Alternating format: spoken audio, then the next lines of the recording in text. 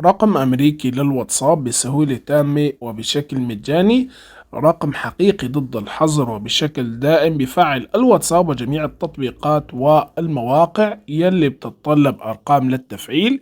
كيف صديقي؟ في عنا 4 خطوات كيف بدك تفعل أو تعمل رقم أمريكي، رقم جديد، وتحصل على كود التفعيل بشكل مجاني بدون أي مشاكل بتاريخ اليوم. جبت لكم برنامج سيرفرات جديد شغال تمام. ركز معي، في عنا 4 خطوات مثل ما بتشوفوا نحن بتاريخ اليوم الخميس 5 ديسمبر 5/12/2024. أول خطوة صديقي بتنزل برنامج السيرفرات يلي بيظهر أمامكم. روابط البرامج المستخدمة في الشرح أسفل الفيديو في الوصف. أول خطوة مثل ما بتشوفوا بعد ما نثبت برنامج السيرفرات بنفتح البرنامج يا شباب، وهون بننتظر ثواني لحتى يجيب لنا الواجهة الرئيسية.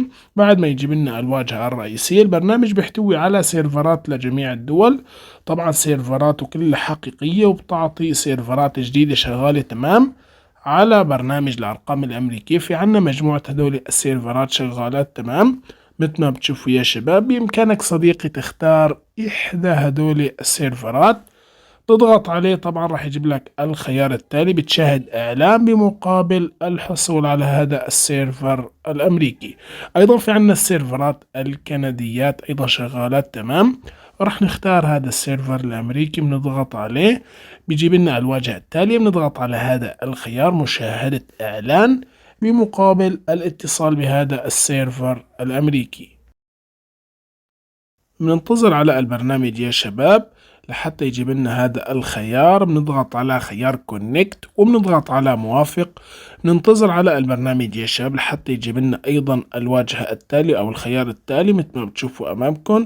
بنضغط على هذا الخيار الموافقة والمتابعة وبننتظر لحتى صديقي يظهر معنا علامة المفتاح في الاعلى. مثل ما بتشوفوا ظهرت معنا علامة المفتاح، وهيك اتصل معنا تمام على هذا السيرفر الامريكي. يعني اصبح معنا برنامج السيرفرات شغال تمام. هذا من أفضل البرامج الجديدة الشغالة تمام على برنامج الأرقام الأمريكية. بنفتح برنامج الأرقام الأمريكية، بنضغط على خيار ساين أب، خيار إنشاء حساب جديد، وبنضغط هون أنا لست برنامج روبوت. بننتظر لحتى يجيب لنا التأكد من أنك لست برنامج روبوت. هون لو طلب منك التحديث صديقي روح إلى سوق بلاي، تأكد أنك منزل أحدث إصدار. طيب أنت منزل أحدث إصدار وطلب منك التحديث، ما في مشكلة، فقط بتعمل له مسح بيانات وبتبدل على غير سيرفر من السيرفرات الأمريكيات. بترجع تفتح البرنامج من جديد، راح تنحل معك المشكلة وراح يجيب لك خطوة الكابتشا. بتختار الصور المطلوبة وبتضغط على خيار التأكيد أو التحقق. لو جاب لك رسالة الخطأ مثل ما بتشوفوا ما فتح معي مباشرة، ما في مشكلة. بنضغط على المربع الصغير، بنرجع بنختار الصور المطلوبة وبنضغط هون على خيار كونتينيو، التأكيد إنه عمرك فوق 16 سنة.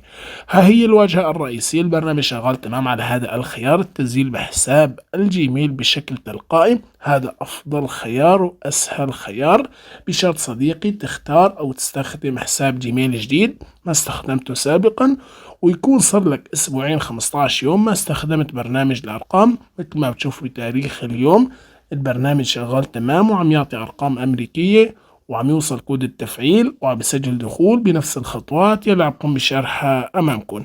هون بننتظر بعد ما اخترنا إحدى حساباتنا لحتى يجيب لنا الموافقة. في البداية رح يطلب منك السماح بالوصول للأذونات، فبتضغط على خيار متابعة أو موافقة وبتنتظر لحتى يسجل معك دخول. أهم شيء يا شباب يكون برنامج السيرفرات لا زال متصل معك تمام صديقي. بتنتظر ثواني لحتى أما يسجل معك دخول. ولو جاب لك رسالة الخطأ باللون الأحمر في الأعلى، أي رسالة صديقي، بشرط فقط رسالة واحدة، إذا جاب لك إنه نت عندك ضعيف فقط ارجع كرر الضغط على الحساب سجل الدخول، أو ارجع سجل بحسابك الجيميل مرة تانية، راح تنحل معك المشكلة. لازم طبعا يكون عندك نت قوي.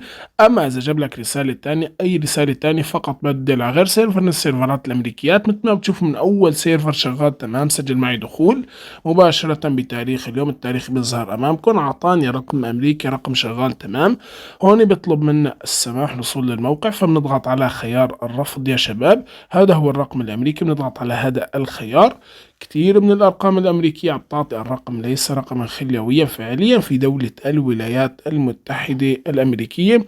لازم صديقي يكون في جنبك جهاز تاني لازم إما تقسم الشاشة أو يكون في جنبك جهاز تاني تجرب الرقم قبل ما تحصل عليه.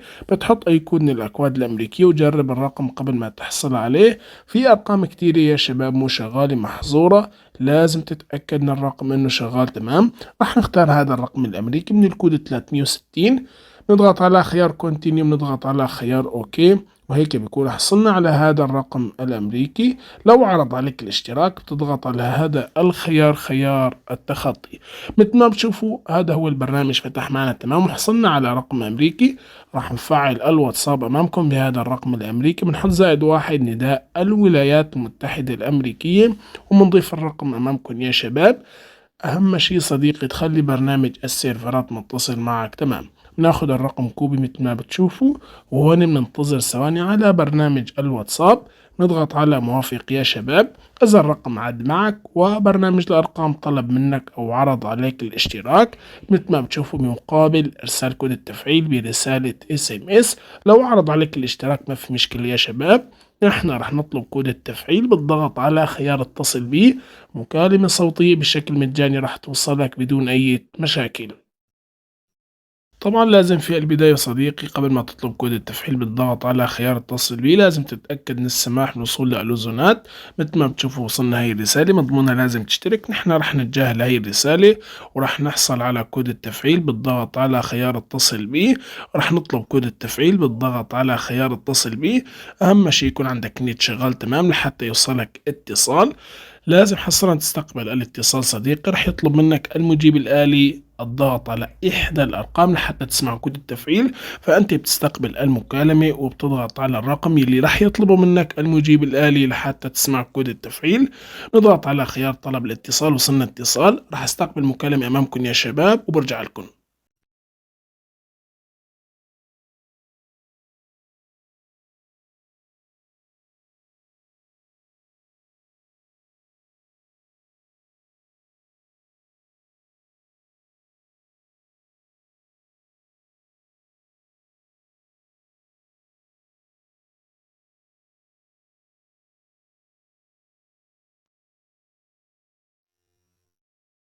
مثل ما بتشوفوا أمامكم يا شباب استقبلت المكالمة وسمعت كود التفعيل وتفاعل معي الواتساب برقم أمريكي، رقم جديد من برنامج الأرقام الأمريكية. خطوات كتير بسيطة وسهلة، فقط صديقي ركز معي خطوة خطوة رح تنجح معك الطريقة ورح تحصل على رقم أمريكي، رقم مجاني بهي الخطوات البسيطة والكتير سهلة. مثل ما بتشوفوا بإمكانك تفعيل الواتساب برقم أمريكي وتفعيل باقي البرامج والتطبيقات. فعلنا الواتساب برقم جديد وشرحنا جميع الخطوات وحل جميع المشاكل بهذا الفيديو الجديد. لهم بيكون انتهى شرحنا يا شباب. دمتم بخير، تحياتي لكم، السلام عليكم.